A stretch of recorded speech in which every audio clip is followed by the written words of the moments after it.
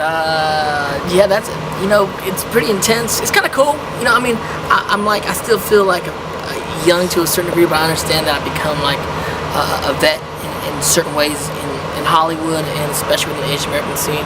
I've had a career that's spanned so far over 30 years. So it's kind of cool. I didn't really get to feel what that is until I started going around to colleges and doing keynotes at a bunch of different colleges, talking to groups of all the way from all the UC system, like all the UCLA's and SC and stuff like that, to schools like Duke or like Brown and Princeton, and really seeing my career reflected, especially in the Asian American club eyes, and it's very fascinating, because as an artist you don't really stop to think about what you've done. You're constantly trying to push your rock further up this hill, but it's given me a lot of perspective about what I've done, and then also it's given me a lot of perspective to kind of look towards the next generation and figure out, realizing like what can I do to help them out and make this whole industry better for us.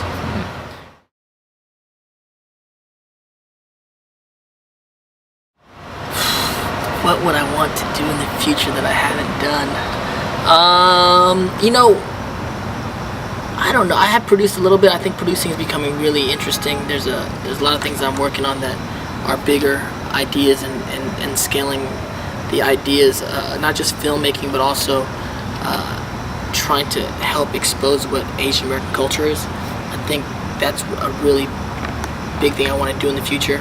But as far as work-wise, I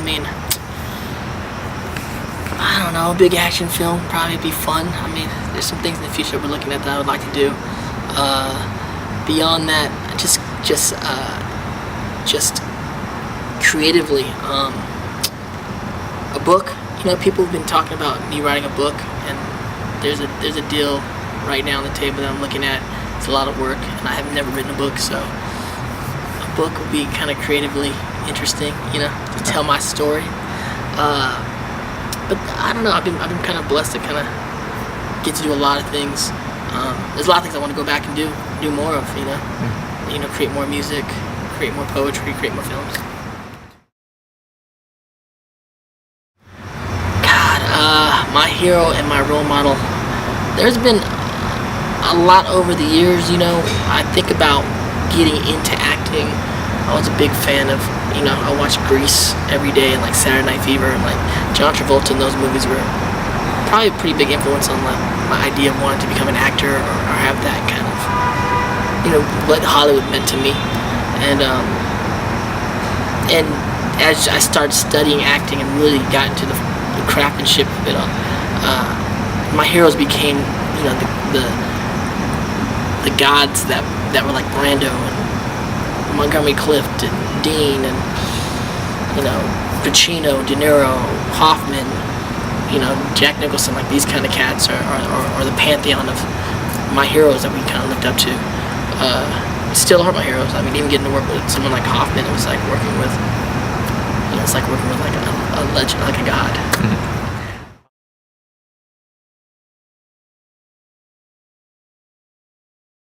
Oh man, there's so many great guys out there. John M. Chu, Justin Lin, of course, the directors. So many actors, Steve Ewan, Randall Park, guys that I'm proud to call, friends of mine, really breaking down doors. Constance Wu, Osea. There's a movement going on that we're all a part of, and it's really exciting. Beyond that, there's all the new YouTube. YouTubers change the world. Probably should have put that on buzz. Sorry about that. So I was saying, you're talking about people that change the world. YouTube has changed the world. Digital guys have changed the world. Changed my world too. I've been working with them in my company. We create vehicles for these guys, but it changed Hollywood, right? YouTube and the digital scene. Within that digital scene, Asian Americans have been a very big part of that. So it goes without saying, cats like Ryan Higa, Tim DeLaGhetto, AJ Raphael, Kev Jumba, Dietrich, the list goes on YouTube stars, because for years we didn't have the proper representation, and until even today we don't have the mass representation on mainstream media that we have, and these guys filled in the gaps online and created these viral careers, obviously from an audience not just Asian, but anyone that wanted to see what Asians were like on, in real life, on screen, their personalities, and they've really pushed the envelope, so I'm super proud of those guys. Oh God, I don't know, there's so many. The thing about actors is we forget them instantly, because you can't, the only way to survive in this town is to really forget. You can't dwell on things you don't get, because or else we wouldn't be able to progress, right?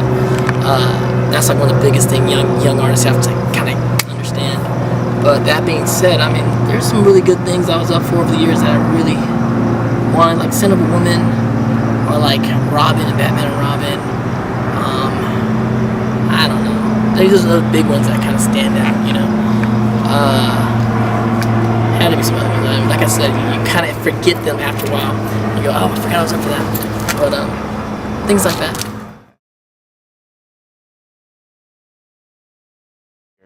Yeah, I have a film out in the festival circuit right now called The Head Thieves that I love doing with my brother Dion and Mickey Gooch, really funny, up-and-coming funny dude, called The Head Thieves, and we play these really country brothers. We're all brothers. We have a white brother, and it's hilarious. I'm setting the film right now, me and Tim Delgado, so looking forward to doing that. And there's a bunch of stuff on animation. Star Wars Rebels. You can catch me, my new character on Star Wars Rebels, and I think some other stuff. Maybe some things I can talk about, some I can't. I'm trying to think what you can talk about what's not released yet, but those are some of the things. Follow me at Dante Basco on Instagram and on Twitter, and for all the Tumblr heads, you can go to Rufio Zuko, and on my Snapchat, Rufio Zuko too, or DanteBasco.com has everything. Okay. This is Dante Basco. Thank you for watching Dorkaholics.